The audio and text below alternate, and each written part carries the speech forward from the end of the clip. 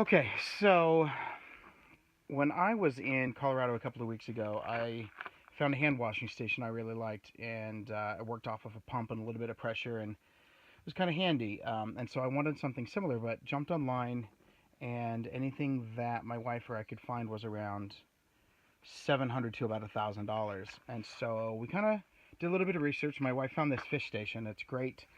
Comes with everything you see except for the razor. That's for shaving. Comes with a little knife, a little deodorizing bar, a bowl here, cutting board. And what I liked was this sink and faucet. We'll link to this below. So what we did was we took this, and instead of running it to a hose, which like a garden hose, which a lot of people do, we also bought this foot pump. And this foot pump, it's a marine pump. It basically pulls clean water out of that tank and runs it through the pump up into the faucet. And then of course I have a drain, and the drain runs into my gray water, which I take out to the trees and dump.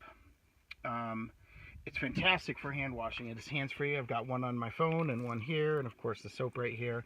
I can use this bowl when I want to shave. My wife puts her face wash right here and washes her face, all hands-free. And we're not wasting any water. We're only pumping it when we need it. It's pretty convenient. So we'll link to the pump and the fish station in the comments or in the area below. And then again, just to kind of point this out, the marine pump did not come with this hose. I went and got 1/2-inch tubing and a couple of clamps. I'll kind of zoom in so you can see I got 3 clamps, so I can tighten everything down, and it works perfectly. So if you want to get out and camp, save some water, save some electricity, only use what you need when you need it. It also doubles as a great food prep station. This holds a garbage bag. There's not one here right now. I just pulled it out. But this is also where we clean our coffee, clean some dishes, everything. It's all very convenient. Okay, so I'm just going to add to the video of the May as well say the fish station.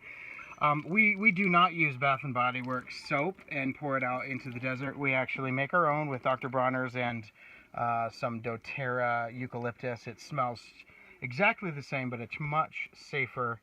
It actually feels a lot better on your hands. It cleans without any residue. So not Bath and Body Works, but actually a mixture of peppermint and some eucalyptus we get from doTERRA. Again, links below if you want to check them out. Really clean soap.